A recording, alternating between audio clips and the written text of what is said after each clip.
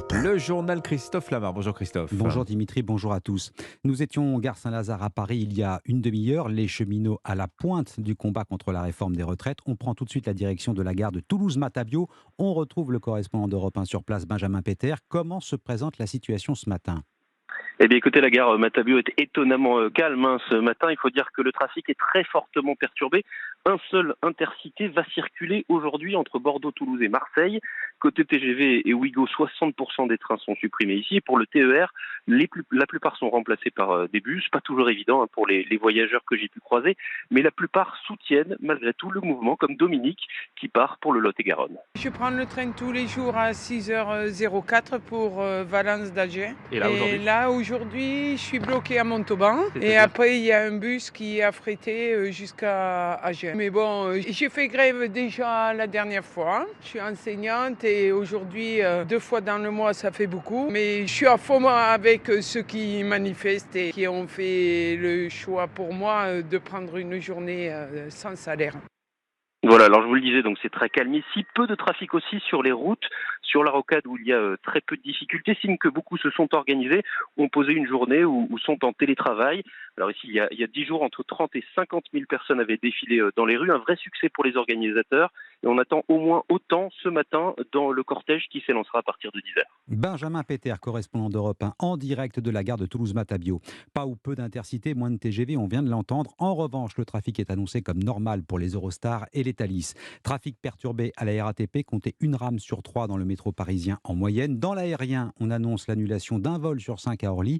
Mouvement moins suivi dans les écoles. 50% d'enseignants grévistes dans les écoles élémentaires et primaires selon le principal syndicat. Ils étaient 70% le 19 janvier. Aucune prévision pour les collèges et les lycées. Un mouvement également suivi dans les raffineries, mais cette journée sera aussi marquée par des manifestations dans tout le pays. 240 rassemblements prévus. Les syndicats espèrent 1 million de manifestants au moins. Le gouvernement et les services de renseignement tablent sur une forte mobilisation. 11 000 policiers et gendarmes seront d'ailleurs sur le terrain, dont 4 000 rien qu'à Paris pour encadrer les manifestations. Deuxième journée test pour les syndicats, pour le gouvernement également. L'affrontement entre partisans et adversaires du texte a déjà commencé à l'Assemblée nationale. Un début du marathon législatif avec l'examen devant la Commission des affaires sociales. La gauche dénonce un projet injuste et injustifié. Le Rassemblement national ne veut pas entendre parler des 64 ans. Les députés ont validé l'article 1er. Il prévoit l'extinction progressive de plusieurs régimes spéciaux comme ceux de la RATP. Alexandre Chauveau, au-delà de cette réforme, il a aussi été question du travail et du sens qu'on lui donne. Oui, sorte de tour de chauffe avec un clivage droite-gauche assez net. Le travail, instrument d'émancipation pour la majorité, un asservissement pour une partie de la gauche. Alors il a bien été question de points plus précis du texte, comme lors de cet échange sur la suppression des régimes spéciaux entre le député Renaissance Marc Ferracci et le communiste Pierre Dharréville. Lorsque on commence, comme c'est le cas avec les régimes spéciaux, à financer notre système par répartition en faisant appel au budget de l'État, eh bien on n'est plus dans un système de répartition. Si vous êtes si attaché que cela à ne pas faire appel aux contribuables pour financer la protection sociale, il faut arrêter la foire aux exonérations. 75 milliards d'euros par an qui sont financés par le contribuable. Ça, c'est pas des décisions que nous avons prises, ça, monsieur Ferracci. Elisabeth Borne, de son côté, continue d'étudier les pistes pour améliorer le texte. La principale demande de la droite concerne le passage de 44 à 43 années de cotisation pour les personnes ayant commencé à travailler avant 20 ans. Selon un poids lourd du gouvernement, l'exécutif est prêt à lâcher 3 milliards d'euros supplémentaires à condition de faire de nouvelles économies sur d'autres dépenses. Alexandre Chauveau du service politique d'Europe 1. Commentaire en forme de point final d'Emmanuel Macron hier à l'occasion de son déplacement à La Haye. La réforme est indispensable si l'on veut sauver notre système par répartition. La fin de citation. 7h05 sur Europe 1. Nous sommes le mercredi 1er février et la France tourne le dos à sa stratégie anti-Covid, le fameux tester, tracer, isoler. Et oui, on va prendre 24 heures d'avance. Ce changement d'approche dicté par la baisse des contaminations. Moins de 4 500 tests positifs quotidiens. Baisse également dans les hôpitaux. Moins de 900 patients en soins critiques. Le coronavirus change de statut. Yasmina Katou, c'est une petite révolution. Eh bien, c'est la fin de la stratégie tester, tracer, isoler. L'isolement de 5 jours après un test positif ne sera plus requis. Les personnes positives ne recevront plus le fameux message de l'assurance maladie pour être informées de la bonne conduite à tenir pour éviter de propager le Covid.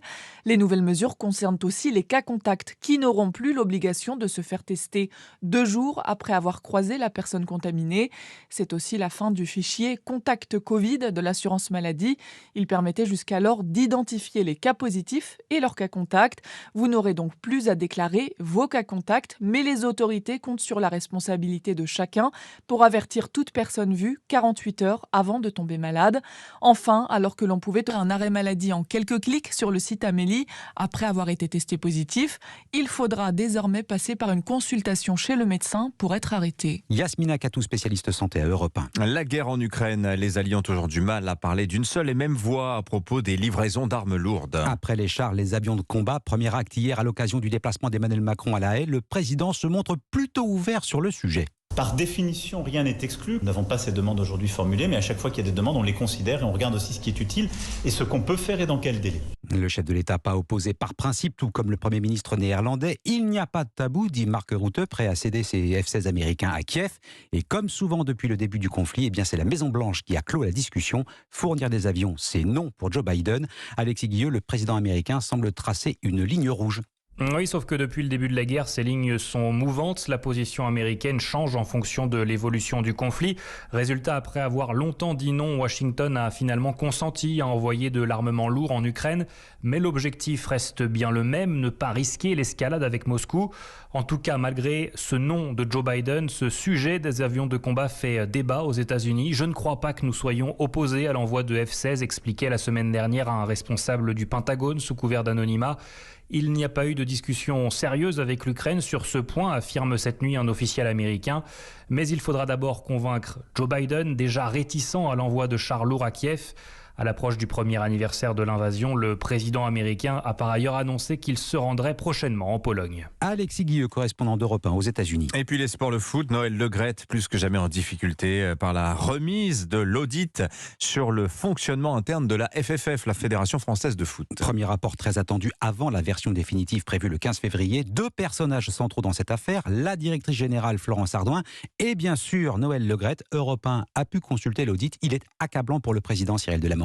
Oui, principal dirigeant visé dans ce rapport provisoire de 28 pages, Noël Le Graët. Les auditions mettent en lumière, je cite, l'attitude problématique du président de la fédération vis-à-vis des femmes, qui peut être qualifié au minimum de sexiste. Les enquêteurs considèrent que le dirigeant breton de 81 ans n'est plus légitime dans ses fonctions. Ce pré-rapport, Éric Borghini-Lalus, membre du COMEX de la Fédération de football, demande sur Europe 1 à Noël Le Graët de démissionner. Le président est un peu au pied du mur, il doit prendre ses responsabilités.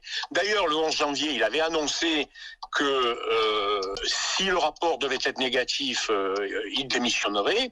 Donc moi, je ne doute pas qu'il tienne parole. Les enquêteurs notent également une ambiance sexiste et violente au sein de l'instance. Dans ce document, le fonctionnement de la fédération est globalement épinglé. Les enquêteurs préconisent une réforme des statuts et un plan de lutte contre les violences sexuelles et sexistes. Le rapport définitif sera connu dans 15 jours, mais les dirigeants du football français ont prévu de se réunir le 9 février prochain. Cyril de la Morinerie du service des sports d'Europe 1. Merci beaucoup Christophe Lamarthe. Il y a une petite info supplémentaire, si vous lirez ça dans le Parisien, on a des scientifiques ont récapté d'authentiques messages extraterrestres, des techno-signatures en provenance d'astres proches, situés entre 34 et 88 années-lumière. C'est quand même pas tout à fait la porte à côté. Voilà, on n'a plus réentendu ces signaux, mais on les a entendus en 2016. Ils étaient particulièrement intrigants. Voilà pour l'info, vous l'avez. On revient sur le plancher des vaches dans un instant. On va parler de la réforme des retraites, de la stratégie syndicale avec notre premier invité, Jean-Claude Mailly, l'ancien secrétaire général de Force Ouvrière. À tout de suite.